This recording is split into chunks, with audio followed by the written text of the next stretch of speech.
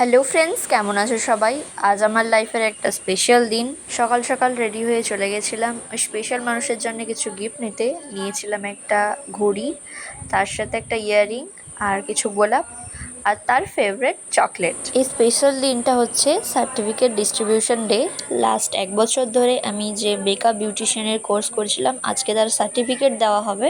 স্টুডিওতে এসে সবার সাথে গল্প করছিলাম, কারণ অনেক দিন পর সবার সাথে দেখা হচ্ছে। আজ যে স্পেশাল মানুষের কথা বলছি সে আর কেউ নয়, আমাদের টিচার মিলিদি, যার কাছ থেকে আমি 1 বছর ধরে এত কিছু শিখতে পেরেছি।